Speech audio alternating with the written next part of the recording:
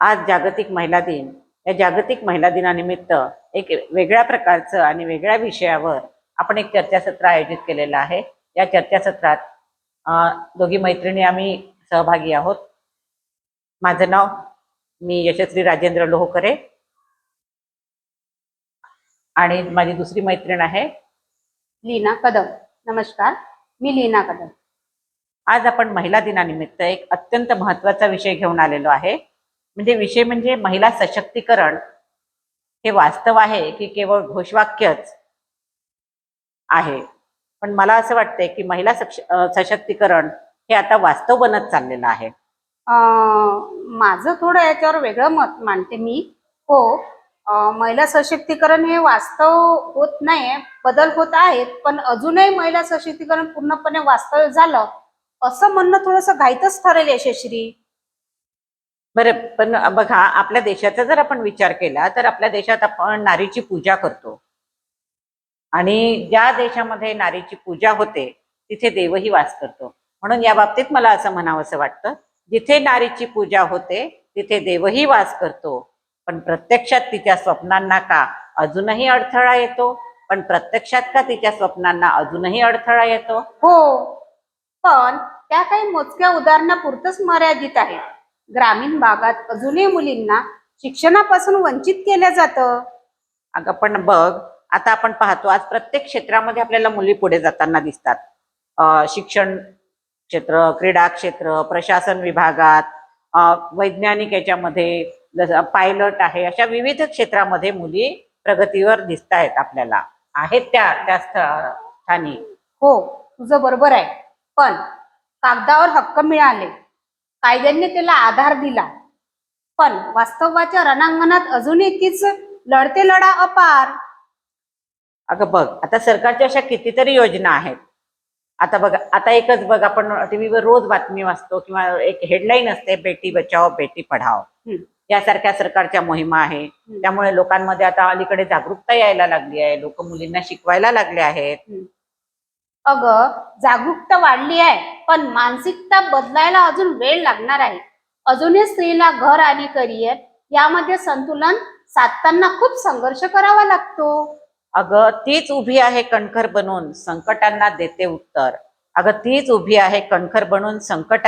उत्तर.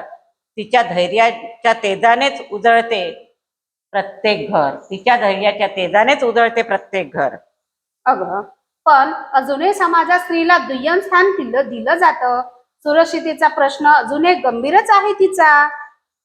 अगं हो, तू ते म्हणते, पण ते ह्या झाल्या थोड्याशा लोकांच्या काही मानसिक विकृती.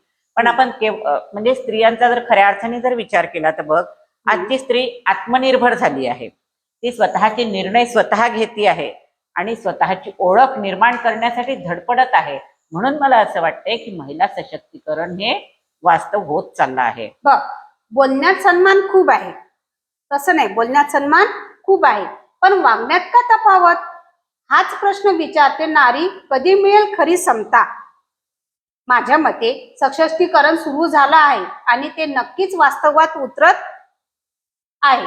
मलाही तेच म्हणायचं आहे की आता सशक्तीकरण सुरू झालं आहे आणि ते वास्तवात उतरत आहे. म्हणून मला असं म्हणावंसं वाटतं की नारी शक्ती आहे अपार, तिला नको कुणाचा आधार. नारी शक्ती आहे अपार, तिला नको कुणाचा आधार. फक्त द्या तिला संधीची आणि सन्मान. तीच घडवेल देश महान. म्हणजेच मला हे म्हणायचं आहे की महिला सशक्तीकरण हे वास्तव बनत चाललेलं आहे. पण हे प्रत्येक स्त्रीपर्यंत पोहोचणं अजूनही बाकी आहे. हो, आता ते थोडा वेळ लागेल, पोहोचेल हळूहळू. आपल्याला बरं, त्यासाठी आपल्याला महिलांनाच प्रयत्न करावा लागेल. आपल्याला कोणताही पुरुष येऊन म्हणणार नाही की बाई ग तू हे कर. पण आपल्याला त्यासाठी आपल्यालाच प्रयत्न करावा लागणार आहे. हे तुला पटतंय की नाही? हो, बरोबर आहे तुझं, पण केवळ घोषवाक्य नको, कृती हवी. त्या कृतीसाठीच आपल्याला पुढे जावं लागेल, आपल्याला पाऊल टाकावं लागेल. प्रत्येक घरातल्या स्त्रीला जागृत करावं लागेल. आपल्या शाळेमध्ये ज्या मुली येतात त्या मुलींना सुद्धा आपल्याला शिकवावं लागेल.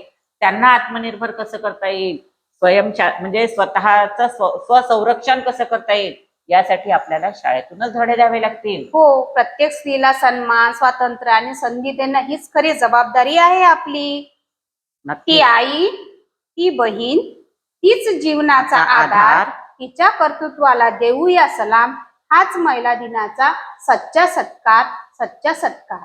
म्हणूनच मी म्हणते की महिला सशक्तीकरण हे केवळ घोषवाक्य राहिलं नसून आता ते वास्तव बनत चाललेलं आहे आणि ते पूर्णार्थाने वास्तव करण्यासाठी ही सुरुवात आपल्याला आपल्यापासूनच करावी लागेल आणि आपण नक्कीच यामध्ये यशस्वी होऊ असं मला वाटतं. बरोबर ना? हो बरोबर. आपण नक्कीच याच्यामध्ये यशस्वी होऊ जर आपण महिलांनी त्याच्यामध्ये पुढाकार घेतला तर.